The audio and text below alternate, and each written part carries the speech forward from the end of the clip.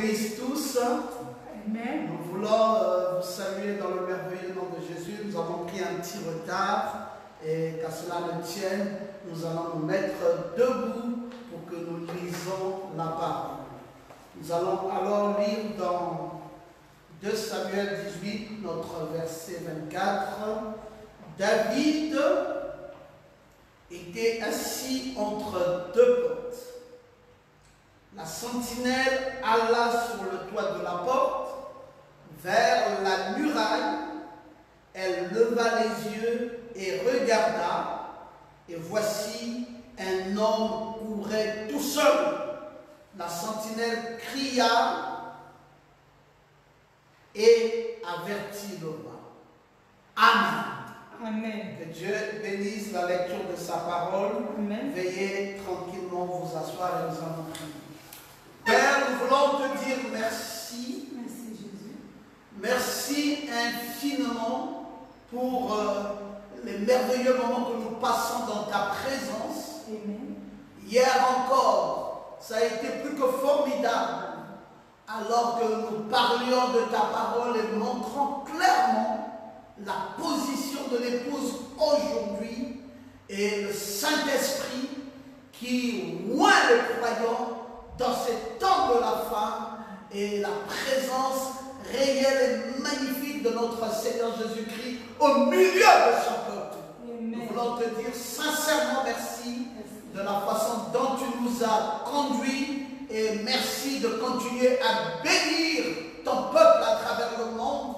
Merci de prendre soin de nos vies. Merci de libérer chacune des maisons des fardeaux qui peuvent venir et subvenir et que ta grâce soit en permanence dans nos vies, dans la vie de nos frères et de nos sœurs, alors que nous te prions, très cher Père, dans le beau et parfait nom de Jésus-Christ, notre Sauveur.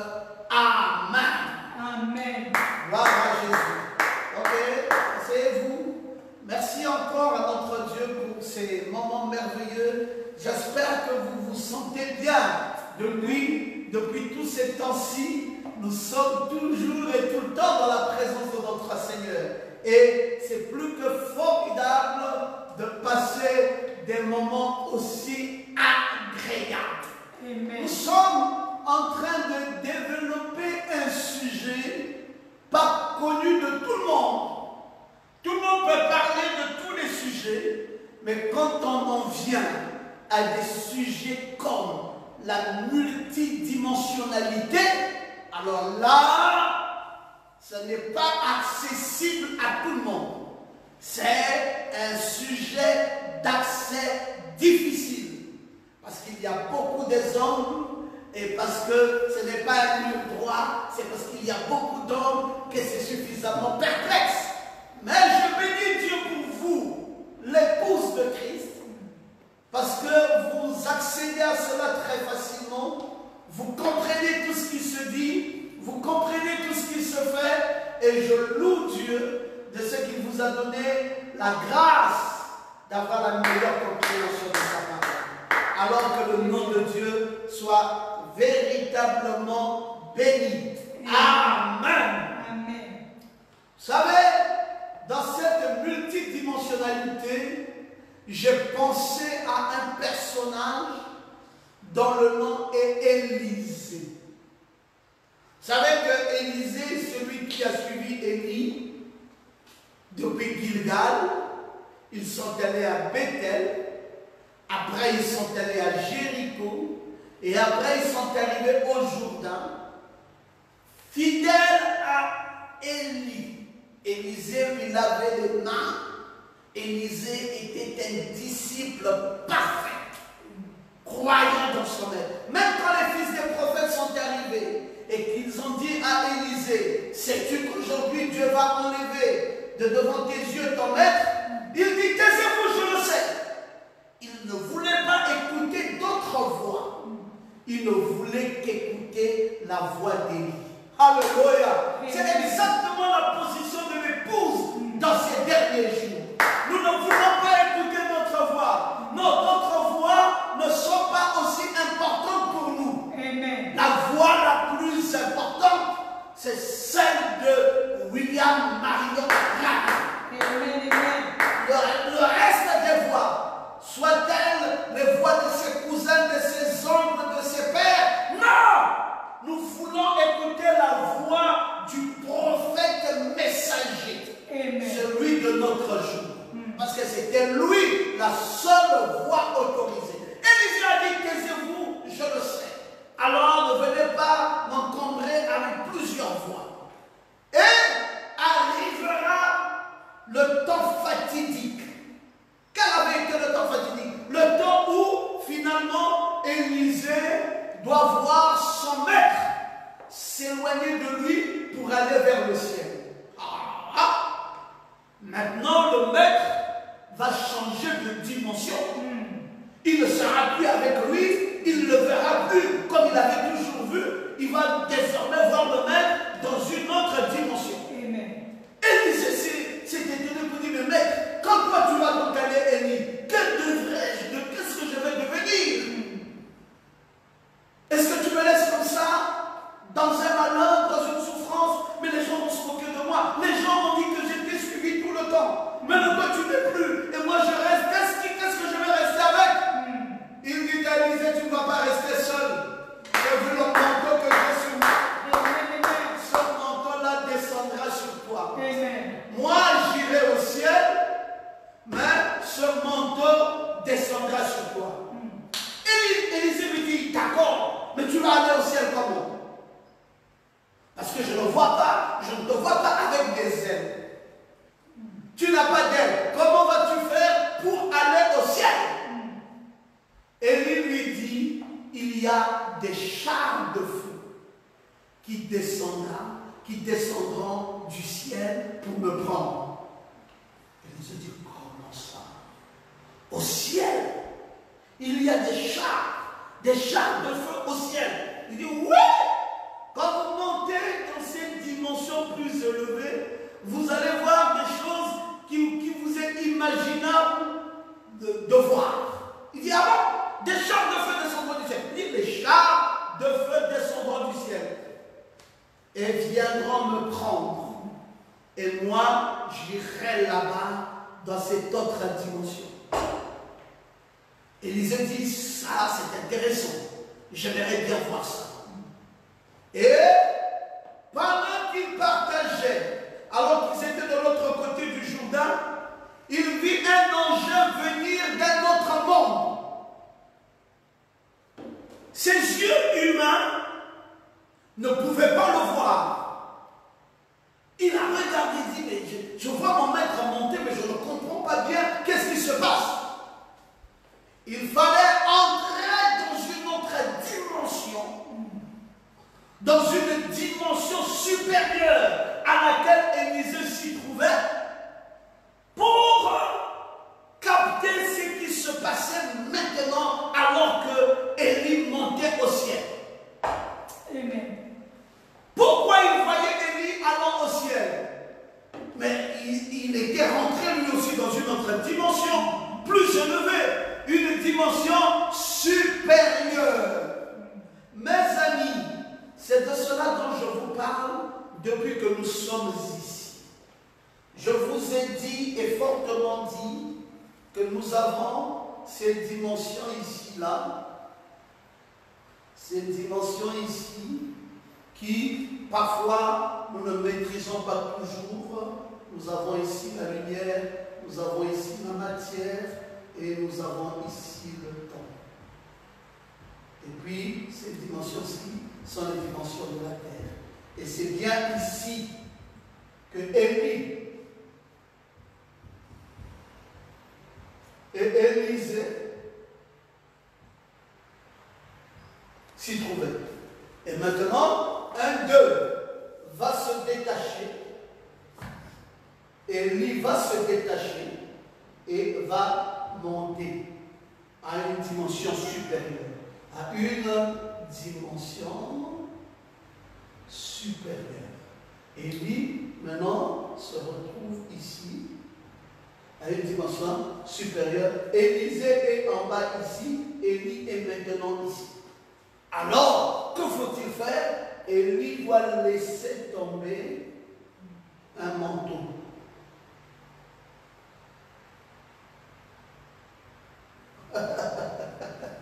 Élie doit laisser tomber un manteau. Lequel manteau Élisée doit recevoir.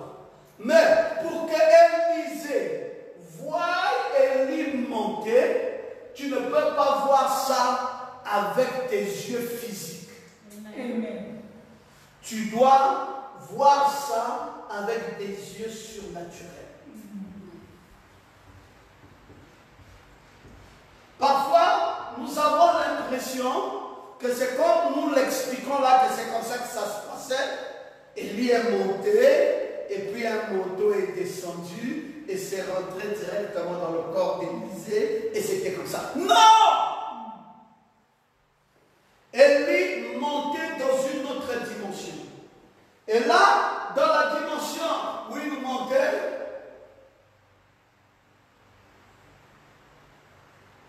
il y avait des chars, il y avait plusieurs chars qui descendaient pour faire quoi? Pour venir prendre Élie. Parce qu'Élisée était en bas et les chars descendaient. Mais ce n'était pas des chars simples, c'était des chars avec le feu. Des chars de feu. C'était des chars de feu. Pour voir les chars de feu ici, il fallait être spirituel. Amen. Si tu n'étais pas spirituel, tu ne pouvais pas voir ces chars de feu descendre.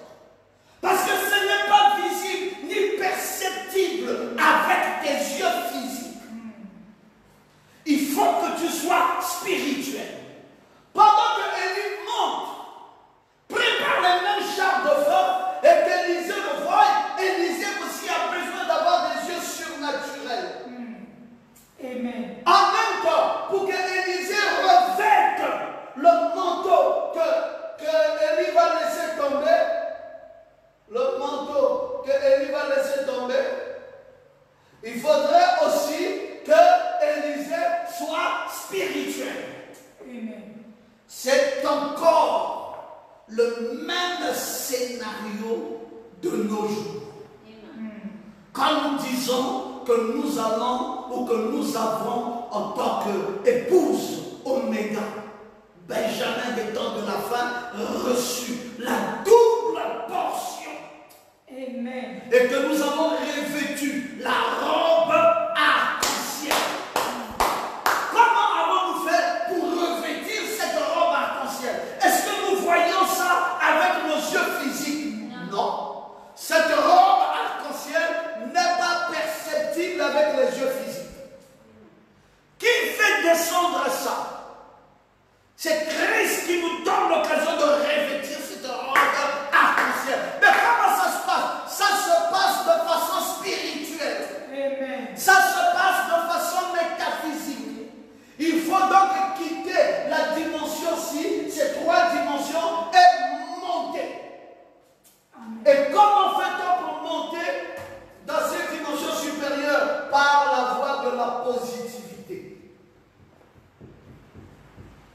Pas quelqu'un de négatif. La négativité ici te fait descendre. La négativité ici te fait descendre.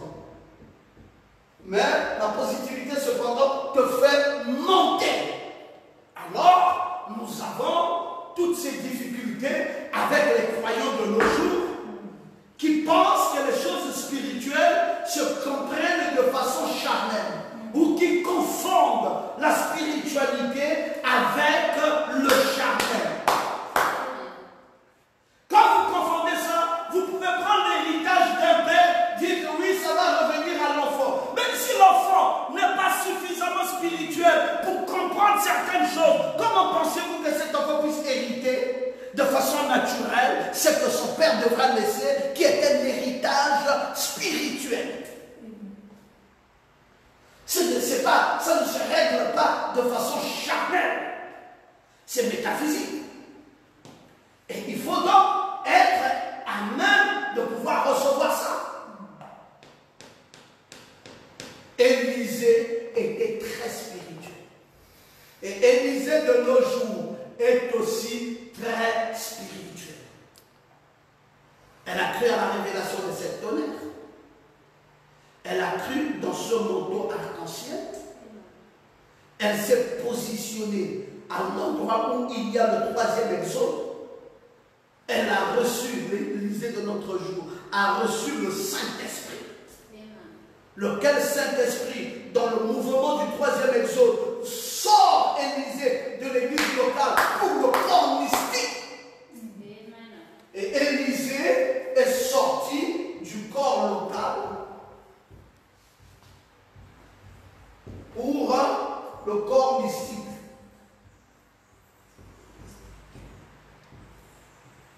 De l'église petite, pourquoi, maman? L'église grande, accomplissant ainsi ce que l'on appelle le troisième exode. Lequel troisième exode est semblable au premier exode? Qu'est-ce qui les rend semblables les deux? Un prophète. Qu'est-ce qui les rend semblables les deux? La colonne de feu. Alléluia. Qu'est-ce qui les rend semblables les deux? Le serpent d'airain.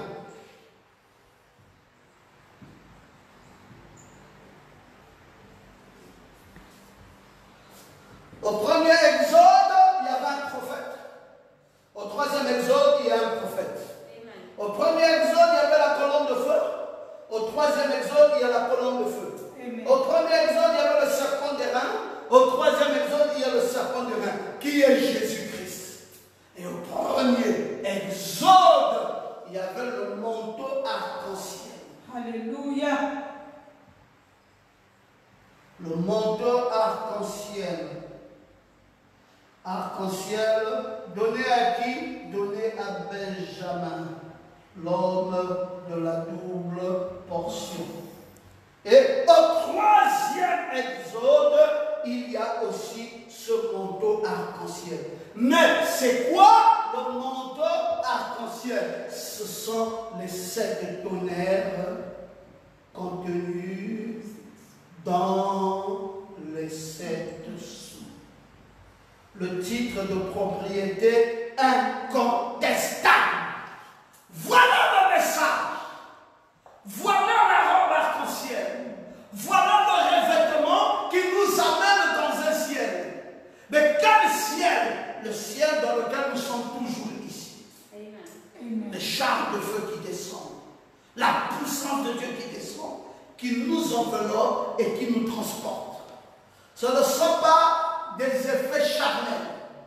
Il faut être spirituel pour comprendre ce langage. Les dénominationnels ne peuvent pas rentrer là. Ils seront pressurisés parce que c'est des faucons. C'est un message qui n'est pas habituel à tout le monde. Amen. C'est un nouveau langage avec de nouvelles terminologies. Dans ce nouveau langage, il y a de nouvelles terminologies qui n'ont rien à voir avec le jargon dénominationnel.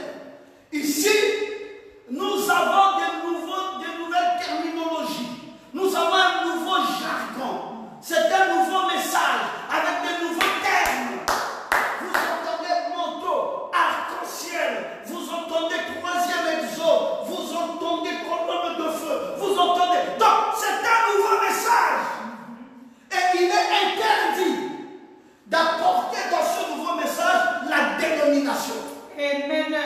Ne prêchez pas le message comme le prêcherait un dénominationnel.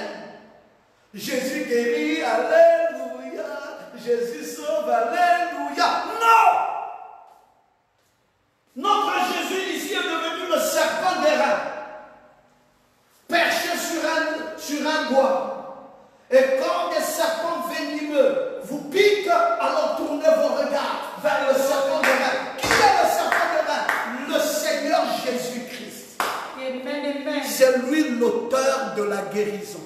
Amen. C'est lui le sauveur de l'âme. Alléluia. C'est lui le rocher qui suivit les enfants d'Israël dans le désert. Amen. Quand ils ont pris ce troisième exode et qu'ils se déplacent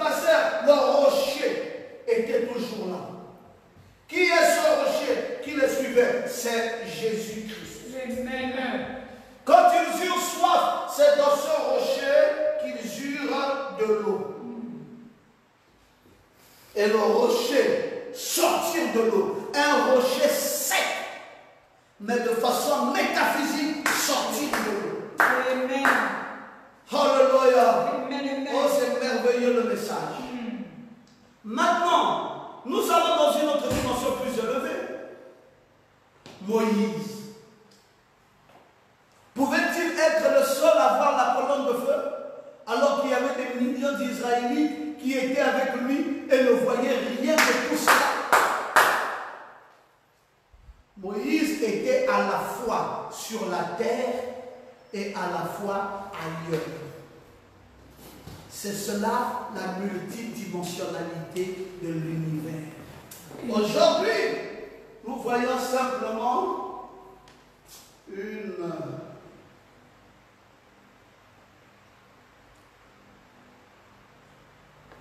non, laissez-moi vous décider ça correctement. Voilà. Et puis, ça fait ça. Voilà. Et puis, ça fait ça. C'était ça à peu près, la colonne de feu au-dessus de la tête de William Branham.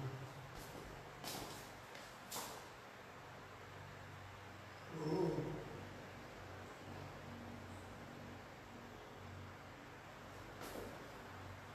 Maintenant, vous avez ces yeux qui sont là. Bon, écoutez, c'est juste un simple petit dessin. Bon, mais là, il y a une colonne de feu au-dessus de la tête du prophète.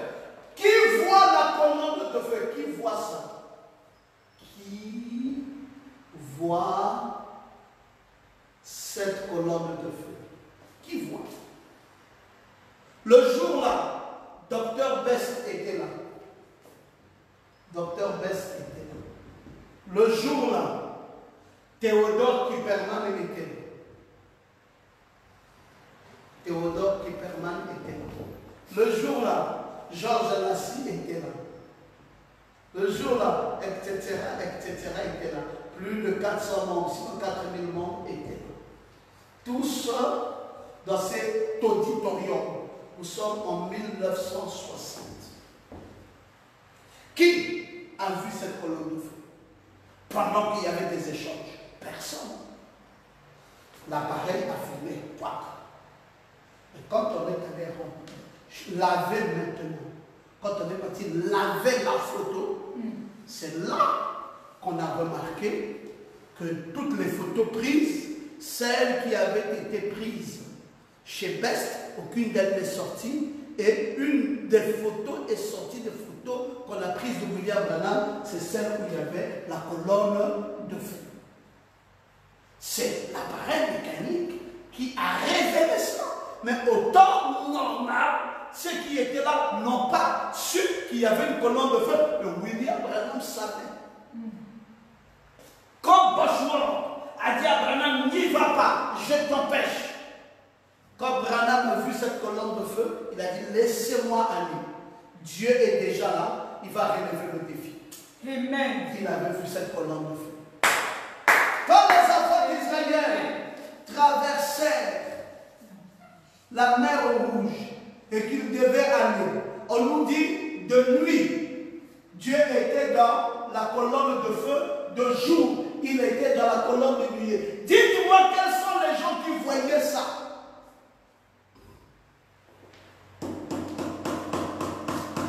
Le peuple ne voyait rien. Moïse, lui seul, voyait la colonne de feu. Amen. C'est pour cela que frère Branham revient dans le message Dieu dévoilé. Il nous dit la colonne de feu voyait Moïse et Moïse seul. Amen. Pourquoi Moïse et Moïse seul? Parce que c'était à lui que Dieu venait assister. Dieu lui montrait que monsieur, tu vas diriger ce troupeau, mais sache que je suis au-dessus de toi. Quand William Branham s'engage comme messager prophète à parler de la part de Dieu, il y a la colonne de feu qui atteste et confirme à ce prophète Que monsieur, c'est pas toi, je suis derrière. Amen. C'est moi qui soutiens tout ce qui se fait. Mais pour remarquer ça, il faut monter dans la multidimensionnalité. Si vous ne montez pas dans cette autre dimension élevée, vous ne verrez jamais la colonne de feu. Vous ne saurez même pas qu'il y a une colonne de feu. Si vous ne montez pas, vous ne verrez jamais les chars de feu. Vous ne saurez même pas qu'il y a des chars de feu. Si vous ne montez pas non plus, vous n'aurez jamais ce manteau arc-en-ciel. Et vous ne saurez même pas qu'il y a un manteau arc-en-ciel. Si vous ne montez pas dans la multidimensionnalité, vous ne saurez même pas qu'il y a les 7 tonnerres. Ah oui, vous avez beau dire que vous êtes des prophètes, mais vous ne comprenez pas c'est quoi les 7 tonnerres. Vous ne comprendrez rien des 7 tonnerres. Parce que comprendre les 7 tonnerres, c'est monter. C'est une révélation qui n'est pas donnée, qui n'est pas à la portée de tous. Il faut grimper à une dimension haute pour comprendre certaines choses. Et les millions d'Israélites ne voyaient rien de tout ça. Et Moïse seul voyait parce qu'il était à la fois sur la terre et à la fois là-bas de l'autre côté. Je vous prends un autre exemple. Nous avons voyagé avec Élisée, nous avons voyagé avec Moïse. Voyageons aussi un peu à Dothan. Nous arrivons à Dothan. Oh, je me sens très bien. J'aime quand vous pouvez dire Amen. Je sais que vous êtes en train de balancer le message à tout le monde et que vous êtes en train de dire Amen. Je vous aime à cause de cela parce que vous êtes très attentifs à la parole. Vous savez, je me sentais un peu fatigué, c'est pour ça qu'on a commencé avec un petit retard. Mais là, maintenant, en prenant le feutre et en étant dans le tableau, je sens que les forces reviennent. Nous sommes à Dothan. Qu'est-ce qui se passait à Dothan? Le serviteur de l'homme de Dieu qu'on appelait Géasi a vu venir l'armée syrienne. Mais Élisée ne voyait pas seulement l'armée syrienne. Élisée voyait les anges et plusieurs anges avec des chars de feu qui venaient. Voici 2 personnes. Un s'appelle Géasi. Il voit quoi? Lui, il voit Géasi. Il voit une armée physique. Je suis obligé d'appeler ça comme ça. L'autre s'appelle Élisée. Lui, il voit quoi? Lui, il voit les chars de feu. Les chars de feu et les anges. Entre lui et Géasi, il y a un grand fossé. Géasi ne parvient pas à voir ce que Élisée voit. Mais Élisée voit, et ce que Géasi voit, et ce que Géasi ne voit pas. Voici la multidimensionnalité. Toi, tu vois ce qu'un dénominationnel voit. Et tu vois en plus autre chose. Mais le dénominationnel, lui, ne voit que ce que lui-même voit. Il ne peut pas voir ce que toi tu vois. Amen. Très limité dans la révélation de la parole. Très limité dans la compréhension des mystères. Très limité. Il ne sait pas l'épouse. Frère, quand on dit que nous sommes une épouse, les gens croient que c'est juste un petit mot comme ça. Non, ce n'est pas un petit mot. Être l'épouse, ça veut dire être suffisamment calé sur le plan spirituel. Je veux que quelqu'un dise Amen. Amen. C'est être suffisamment calé sur le plan spirituel. N'est pas l'épouse qui veut. Amen. Amen. Elle épouse quelqu'un qui a la forte révélation de la parole. Alléluia. Et à cette dimension-là, Dieu, Géasi commence à se plaindre parce que les chars des Syriens s'approchent. L'armée syrienne approche. Et Géasi commence à dire, ah, Élisée, nous sommes morts. Parce que les chars sont plus près de nous maintenant qu'ils étaient avant. Élisée dit, Seigneur, ouvre les yeux de Géasi. Pour que Géasi voie que ceux qui sont avec nous sont en plus grand nombre. Alléluia. Que ceux qui sont avec eux. Et les yeux de Géasi furent ouverts. Et Géasi remarquèrent que ceux qui étaient avec eux étaient en plus grand nombre que ceux qui les faisaient peur. Amen. J'aimerais que tu le saches et que tu le saches très bien. Géasi est enfin monté dans les sphères élevées. Géasi a changé d'atmosphère. Amen. Géasi a pu voir ce qui se passait dans d'autres dimensions tout en étant sur la terre. J'aimerais que Dieu t'amène à comprendre ce qui se passe dans d'autres dimensions tout en étant sur la terre. Ne reste pas un simple terrien. Alléluia. Va un peu plus loin maintenant. Amen. Amen. Va plus loin. Si tu restes un terrien, tu seras terre à terre. C'est vrai. Alléluia. Amen. Tu feras comme le roi David a fait. Il est parti d'où? Il est parti de Rama. Il est descendu à Gibéa. Oui, après qu'il est descendu à Gibéa, il est remonté au pays de Nob. Après qu'il soit parti au pays de Nob, il est redescendu chez Akish Aga. Après qu'il soit redescendu chez Akish, il est remonté à Juda. Après qu'il était à Juda, il est redescendu à Moab. Après qu'il était à Moab, il est parti à Ziph. Après Ziph, il est redescendu à En-Gedi, dans la retraite de la chèvre. Et là, David, dans tous ses balades, les montées et les descentes, n'arrive jusque-là à ne pas trouver de stabilité. Il a du mal, David, le bien-aimé, à comprendre que quand tu montes, tu peux rester là-haut. Comme Élie est monté et il est resté. Amen. Comme Élisée est monté, il a revêtu la robe.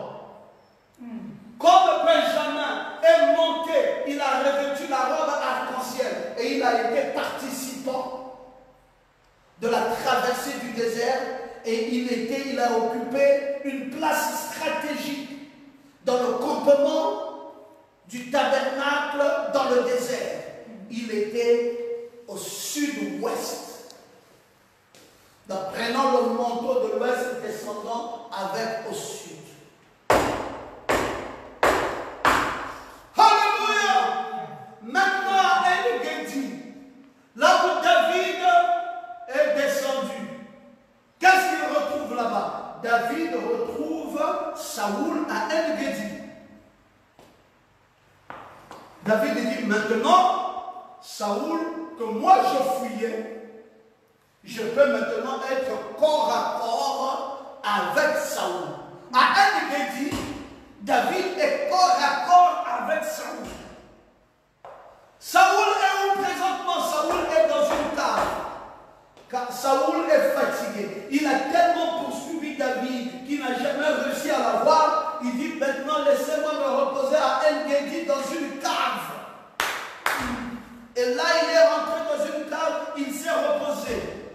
Et il ne savait pas que David était à un pas de là où lui il était. Quand vous descendez, mes frères, vous vous rapprochez de votre adversaire. Quand vous montez, l'adversaire est loin de vous. Mais quand vous descendez, vous trouvez l'adversaire est là et vous êtes là. Amen. Et maintenant, vous faites du corps à corps avec l'adversaire. Et maintenant, Saoul est là. David est là. Les deux sont où? À En-Gedi. La seule différence, c'est que Saoul est dans une cave. Et maintenant, à En-Gedi, David étant là, David se rend compte que sa descente l'amenait à être plus proche de son adversaire.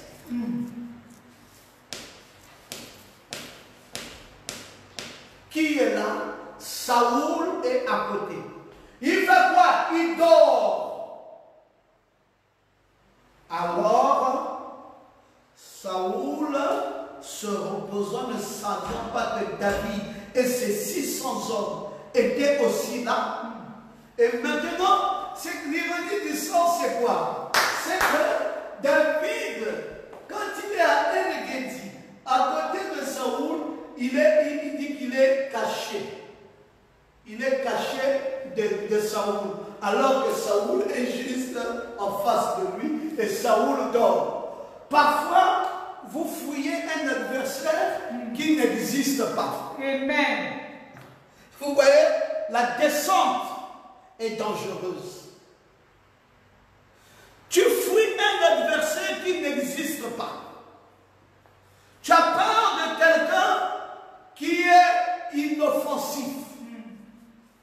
Tu dis non, ce qui m'inquiète, c'est ce travail.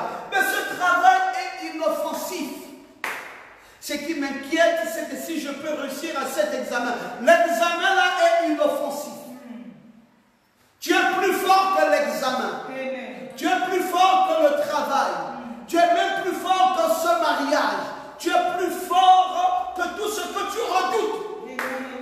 Ce que tu redoutes est en sommeil. C'est toi qui es éveillé. Mais ce que toi tu crains ou que tu redoutes est en sommeil. Saoul dort.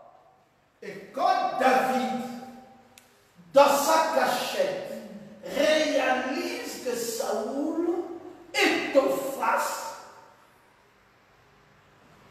David sort de la cachette tout doucement et s'approche de la cave où se trouvait Saoul et il trouve que Saoul dort. Il dit, mon Dieu, c'est celui-là qui me fait fuir depuis là. Je cours à gauche, je cours à droite, je cours à gauche, je cours à droite. C'est celui-là qui dort comme un enfant, comme un bébé. Il dit, mais c'est une belle occasion pour l'enfoncer un poignard. Et puis il va mourir. Comme David. Oh, j'aime David. Alléluia. Oh, dites encore Amen. Amen. J'aime David. David, même quand tu étais contre lui, il continuait à t'aimer. Amen. Frère, c'est ça le trait caractériel des grands hommes. Ils ne laissent pas l'animosité gagner leur cœur. Quand tu es un grand homme et en même temps tu es rancunier, tu n'es pas un grand homme. Amen. Quand tu es un grand homme, en même temps tu aimes te venger, tu n'es pas un grand homme. Amen. Un grand homme est miséricordieux. Un grand homme a une très grande bonté. Un grand homme est suffisamment élevé dans l'amour. D'ailleurs, ce qui fait de lui un grand homme, c'est parce que l'amour a envahi son cœur. Amen. Ce qui fait de vous un grand homme, ce n'est pas le costume que vous portez, mais c'est le caractère que vous avez revêtu. C'est à cause de votre caractère que vous êtes un grand homme. Amen. David fait quoi dans Saoul? David qui a un poignard à la main et son ennemi dort. David a été fugitif toute sa vie, a souffert à cause de cet homme. Maintenant, il a l'occasion de mettre fin, mettre un terme à la vie de cet homme. Maman Goma, David prend le poignard, coupe le pan de la robe. la robe, juste, il coupe un peu de la robe et il part avec. Et il laisse un mot. Il dit, David aurait pu te tuer. Il est parti avec le pan de ta robe. Il n'a pas voulu te tuer. Alléluia. Gloire à Jésus. Amen. David dit, non, je ne tombe pas dans cette bassesse. Mais frère, quand on vous insulte, ne répondez pas à ces insultes. Amen. Amen. Soyez plus grand que celui qui vous insulte. Soyez plus grand que celui qui veut vous menacer. Je répète qu'un coup d'épée aurait suffi. Et le problème de David aurait fini. Et David allait directement s'asseoir sur le trône. Tout lui avait été servi. C'était là. David a dit, je n'en veux pas. Amen. Est-ce que vous aimez David? Amen. Est-ce que vous l'aimez réellement? Amen. Amen. Il a dit, je n'en veux pas. Il dit, cet homme, avec son mauvais cœur, avec sa haine, reste dans sa vanité. Moi, je ne glisse pas dans cette vanité. Ciel, mon gosse, voilà l'enseignement du docteur Pierron Gomat à votre endroit.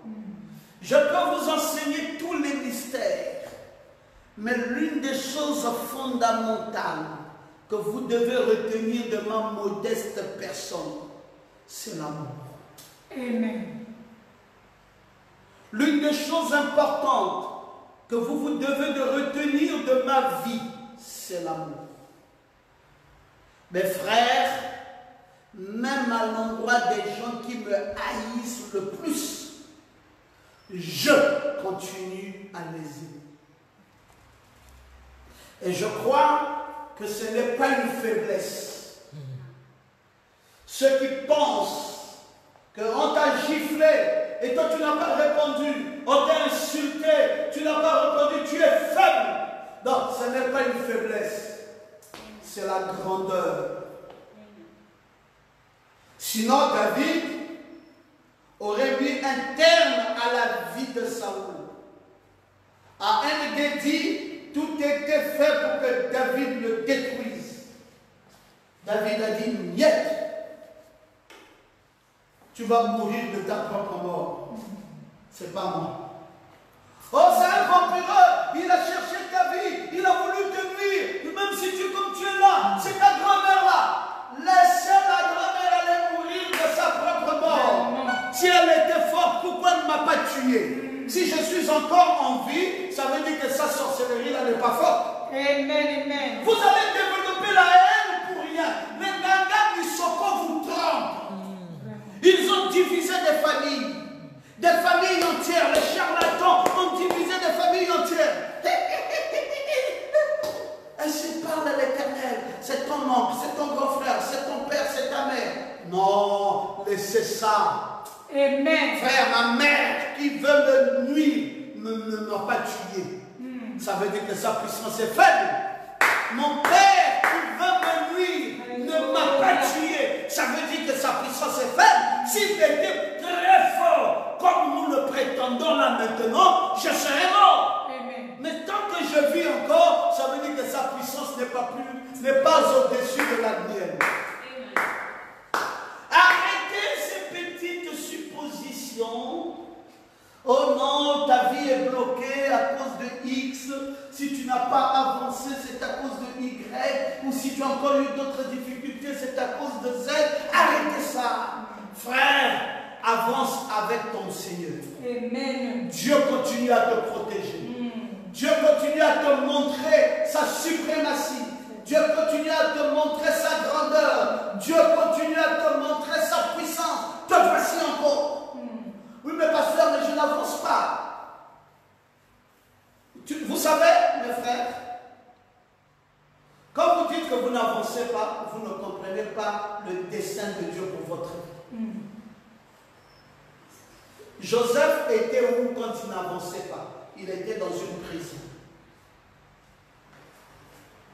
Joseph était dans une prison. Et dans la prison où Joseph était, il y avait deux personnes que Joseph a trouvées là-bas. Un qui s'appelait les chansons. Et un autre qui s'appelait le panetier.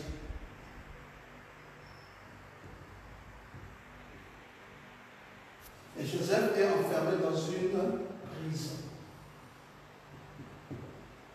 Un d'eux reçoit un songe. Il dit, voici ce que j'ai vu et tout ça. Joseph lui dit, moi, je peux t'interpréter ça. Ça veut dire que d'ici 3 jours, tu vas sortir de la prison. Mais quand tu vas sortir de la prison, souviens-toi que tu as laissé Joseph en prison. Vraiment. Quand il sort de la prison, il a oublié qu'il y avait un Joseph qu'il a retrouvé en prison, qui lui a révélé son songe, qui s'est accompli avec exactitude. Mais en sortant, il a retrouvé celui qu'on appelle le Pharaon. Amen. Le Pharaon reçoit aussi un songe. Il appelle ses devins, ses magiciens, il appelle tous ces gens, ces astrologues et tout. Interprétez-moi ça. Personne. Et celui qui était sorti de la prison est là maintenant.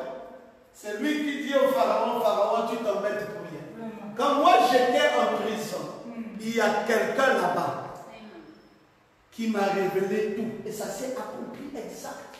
Mais il est encore en prison. Tu dis la vérité là? Il dit, oui, c'est la vérité, roi. On peut le faire venir? On dit, oui, faites-le venir.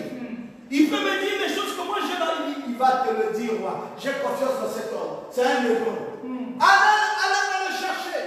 On a pris Joseph, qui est sorti d'où? De la prison. Pour aller où? Pour aller directement au trône chez Pharaon. Il a traversé tout ça. Il n'a même pas été ministre de sport. D'abord, il n'a même pas été chef de service. Il n'a même pas été directeur. Il n'a même pas été ministre de sport. Il n'a même pas été ministre de la culture.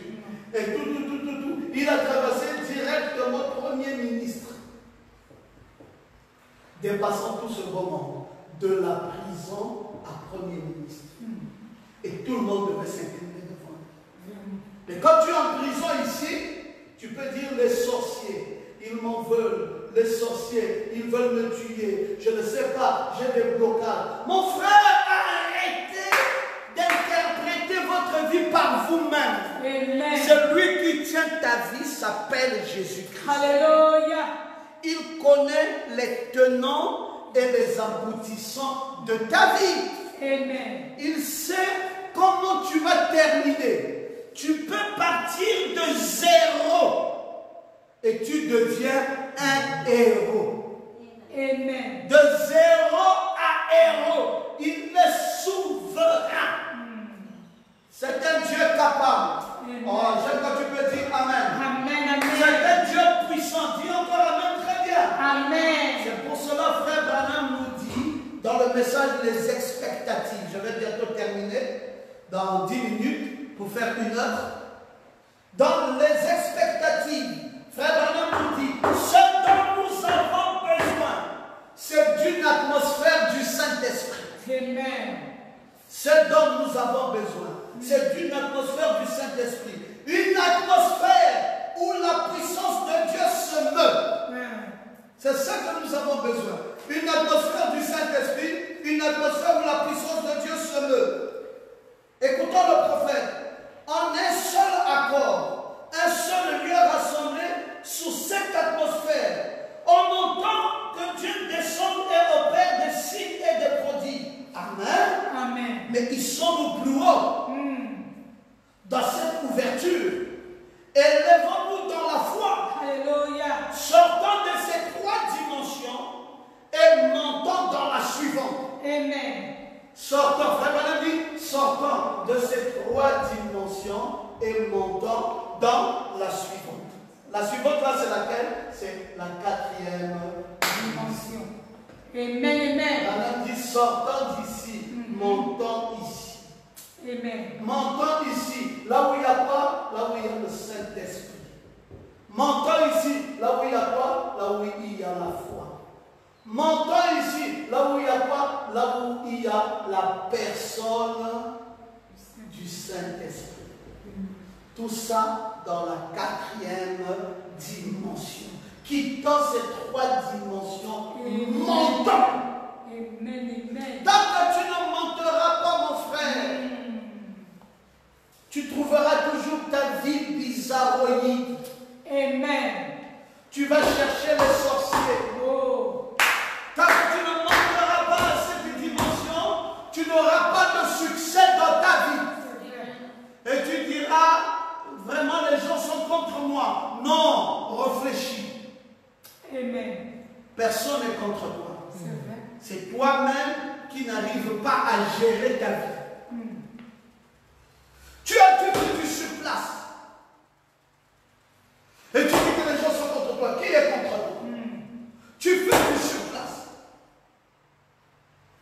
Être spirituel, ce n'est pas à la portée de tout le monde. Vraiment. Et la clé même, la clé de la réussite, la clé du succès est dans le fait d'être spirituel. Parce que toutes les questions que vous vous poserez, retenez ça, ne l'oubliez jamais, toutes les questions que vous vous poserez se trouvent en vous-même. Amen. Amen. Je vais te dire, pourquoi voir le verre d'eau en moitié plein, alors que tu pouvais voir le verre d'eau à moitié vide, alors que tu pouvais voir le verre d'eau à moitié plein. Toi, tu regardes toujours dans le mauvais sens. Tu dis ce verre d'eau est à moitié vide. Non, dis plutôt que le verre d'eau est à moitié plein. Vois d'abord le plein et qui a diminué. Mais toi, tu vois d'abord le vide. Donc, vous cherchez toujours à voir le diable avant d'avoir vu Dieu. Amen. C'est ça que Docteur Ngoma vous enseigne depuis des années. Cherchez d'abord à voir Dieu et vous verrez le diable après. Mais vous cherchez d'abord le diable. Donc, dans chaque situation, le diable est où? C'est lui. Le diable est où? C'est elle. Le diable est où? C'est lui. Le diable est où? C'est elle. Pourquoi tu ne vois pas d'abord Dieu est où? Cherche d'abord Dieu. Vraiment. Amen. Cherche Dieu. Oui. Pourquoi tu veux chercher le diable alors que tu as la possibilité aussi de chercher Dieu? Le verre à moitié vide, non. Le verre est à moitié plein. Pas à moitié vide. Arrêtez d'être négatif. Frère Branham nous dit que c'est une question d'atmosphère. Amen, amen. Joseph est en prison. Il n'est pas là en train de dire, oh, on m'a vendu, oh, on m'a trahi, oh, on m'a fait ceci. Même là, le gars qu'il retrouve en prison va. Il lui dit, souviens-toi de moi. Le gars oublie. Joseph est toujours en prison. Mais cool. Le Seigneur est grand. Autant portant. Lui-même le sortira d'ici. Et quand le Seigneur le sort, il n'a même jamais vendu des arachides. Mon frère, comment quelqu'un, un prisonnier, qui n'a même jamais vendu des bonbons, il n'a pas vendu la tomate, il n'a même pas vendu les macabots, il n'a pas vendu le manioc, il est sorti de la prison. Quel est le poste qu'il a occupé? Alléluia. Quand on dit voici votre premier ministre, si on demande, mais c'est quoi son CV? On dit prisonnier. Vraiment. Vraiment.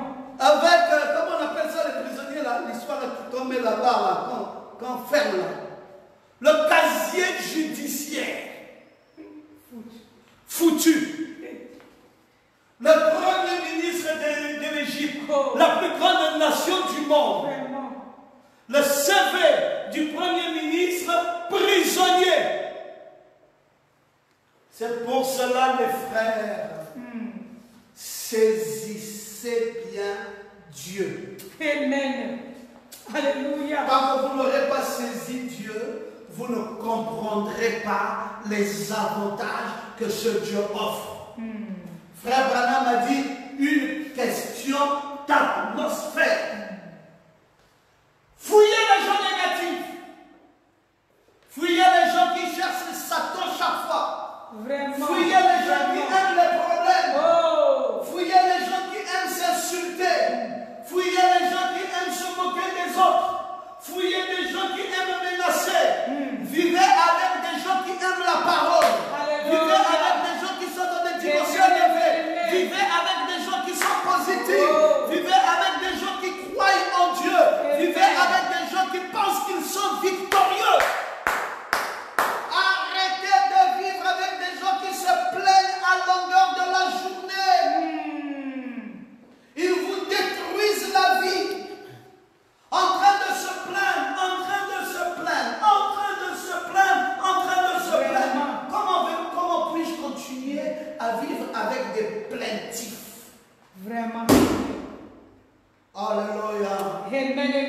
terminons dans quelques 2-3 minutes. Donc vous voyez les amis, c'est là la chose la plus importante. Est-ce que tu peux dire Amen? Amen. David dit jamais, jamais. Je ne peux pas tomber dans les travers. Je ne peux pas me laisser influencer négativement. Amen. Je crois qu'il y a un destin glorieux pour moi. Je voulais te dire pour terminer, change ta façon de penser. Alléluia. Change ta façon d'être. Amen. Élève-toi. Oui. Branham dit, élevons-nous dans la foi. Amen. Élève-toi dans la foi. Sortons de ces 3 dimensions. Montons dans la suivante. Alléluia. C'est pas qu'il y a des escaliers où tu vas monter. Non. Là où tu es, tu peux monter à partir d'aujourd'hui. En prenant la décision de ne confesser que ce qui est juste. C'est vrai. Amen. Prends la décision de ne parler que des bonnes choses.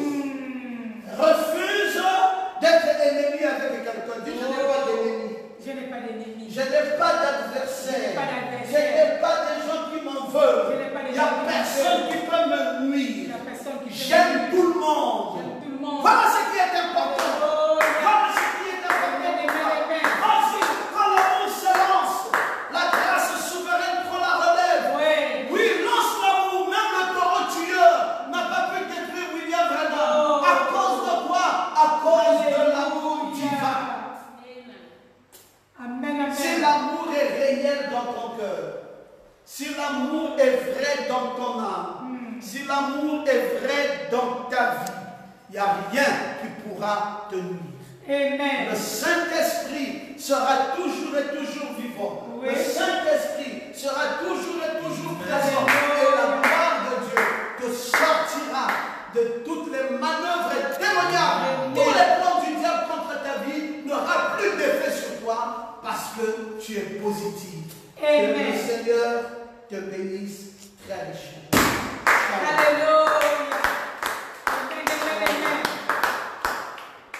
Gloire à Jésus. Vous savez que c'est 1 heure. Oui, parce que moi je respecte 1 heure. Je ne veux pas abuser. Je vais être fidèle avec vous et je veux vous témoigner de mon affection fraternelle, mon amour paternel et que le Seigneur vous bénisse. Mettez-vous debout, nous allons à nouveau prier. Gloire à notre Dieu. Gloire à notre Dieu. Gloire à notre Dieu. Gloire à notre Dieu. Gloire à notre Dieu. Gloire à notre Dieu. Gloire à notre Dieu. Gloire à notre Dieu. Alléluia. Alléluia. Alléluia. Alléluia.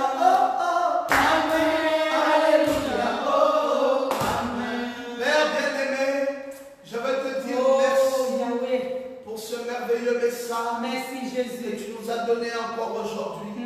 Oh notre Père, tous les jours, Seigneur, tu ajoutes davantage Amen. ta parole dans notre vie. Nous pouvons comprendre et mieux comprendre C'est vrai, Jésus. qui était David. Amen. Oh Père bien-aimé, aujourd'hui encore, nous avons vu David à En-Gedi. Nous avons vu David devant Saoul. Oui, David qui craignait Saoul s'est retrouvé devant un Saoul vulnérable. Vraiment. Père bien-aimé, nous sommes tellement bas spirituellement que nous craignons même notre condition.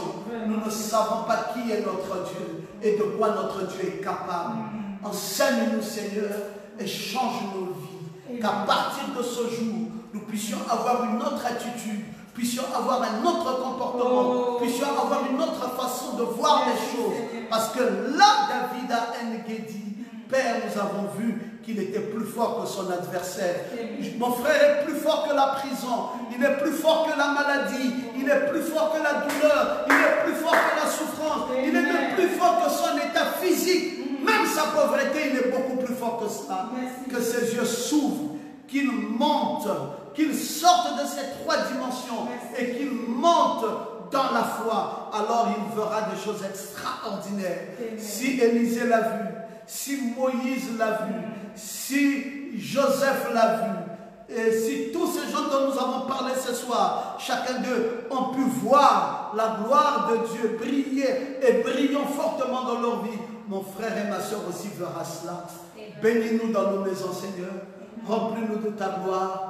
Donne-nous ta félicité. Pardonne nos iniquités, nos erreurs.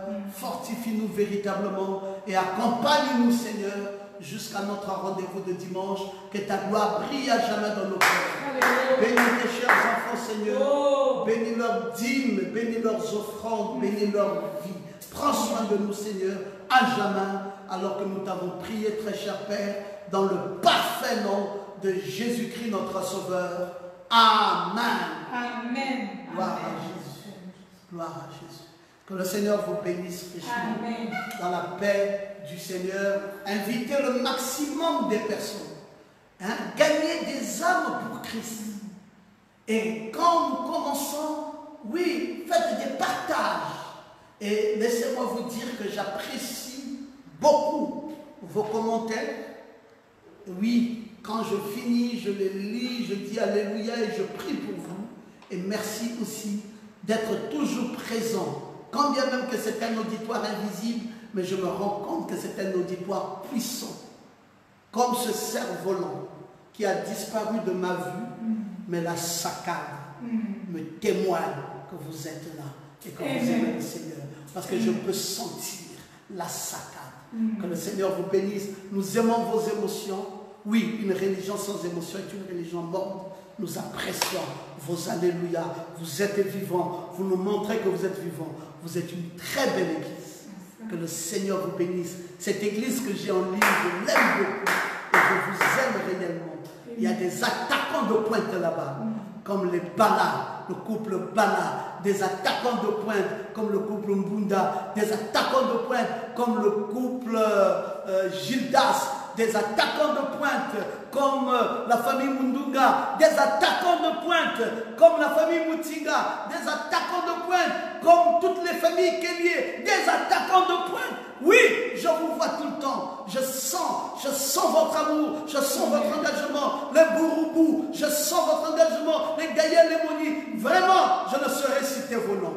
Mais permettez que je vous dise que je vous sens. Oui, la famille Moutou, je vous sens.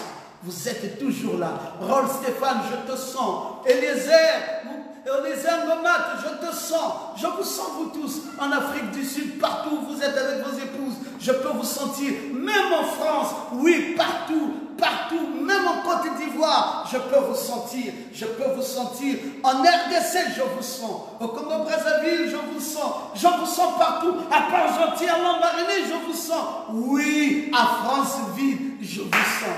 Vous êtes toujours là. Et permettez que je vous dise que je vous aime et je vous porte très fortement dans mon cœur. Que le Seigneur vous bénisse encore et vous bénisse très fortement. Et à notre très prochain rendez-vous au dimanche prochain.